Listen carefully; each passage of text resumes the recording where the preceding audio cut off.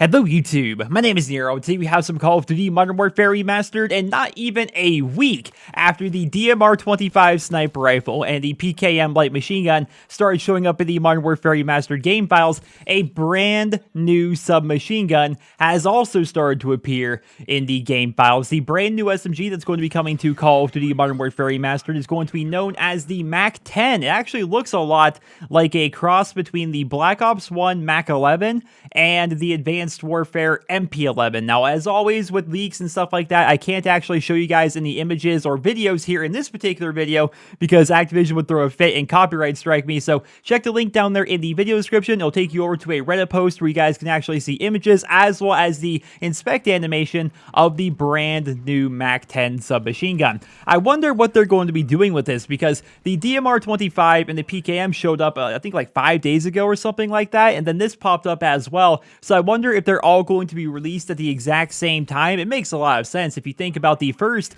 weapon release, they gave us 3 total weapons, the 44 Magnum, the XMLAR, and the Kamchatka 12. So perhaps the next big supply drop update, perhaps when they give us a brand new operation, it appears Operation Arctic Wolf is now done with. Once we get that new operation, perhaps we're going to get these new weapons in there. I find it interesting that we have the MAC-10 of all weapons, right? Because like I said, it looks a lot like a MAC-11 from the original Black Ops, kind of mixed with the MP11 from Advanced Warfare. And if there's one thing I know about this weapon is it's sort of similar to the Uzi in real life. But of course, we already have an Uzi here in Modern Warfare Remastered. So what purpose is this weapon actually going to serve? I imagine it's going to be a lot more like the MP11 from Advanced Warfare. I don't imagine it's going to kick a whole lot. I imagine we're going to have a pretty high fire rate, but with relatively low recoil and relatively low damage. Sort of similar to a double tap Scorpion, but without any fancy perks or anything like that. Just by default, it's going to perform sort of like a double tap Scorpion. I wonder if the magazine size is going to be small, if they're going to up it up to 30. I have no idea what they're actually going to be doing with this SMG,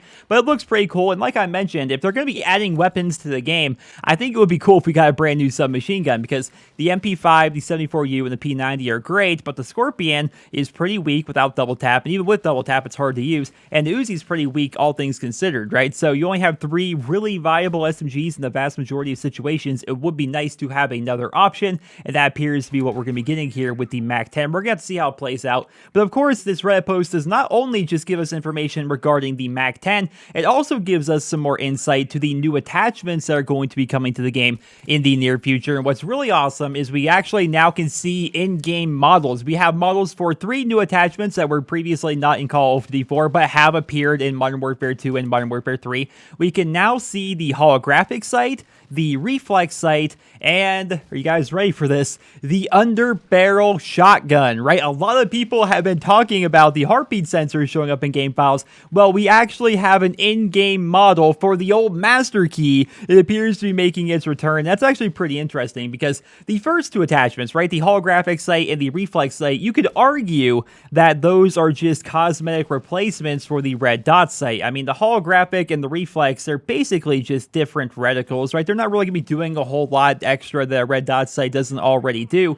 But the underbarrel shotgun, the Master Key, that's pretty interesting because that's going to be basically like its own weapon, right? It's going to have its own damage profile, its own reload speed and fire rate, and it's very interesting. They're going to be adding something like that to the game. And if there's one thing I've learned about the Master Key, I'm just going to keep calling it Master Key because that's the name of the attachment back in the day. If there's one thing I learned about that, it's that it was never really that good. I think there was actually a bug. Was it Modern Warfare 2? I think the FAL Master Key was for some reason very, very powerful. It was like, it's just as good as the SPAS 12, but I think they fixed that. Aside from that, the underbarrel shotgun, the Master Key, has never been a good attachment, but for some reason, they're going to be adding it to the game, and perhaps they're going to be starting us off slow, right? That's what Raven Software seems to be doing. That seems to be their mindset.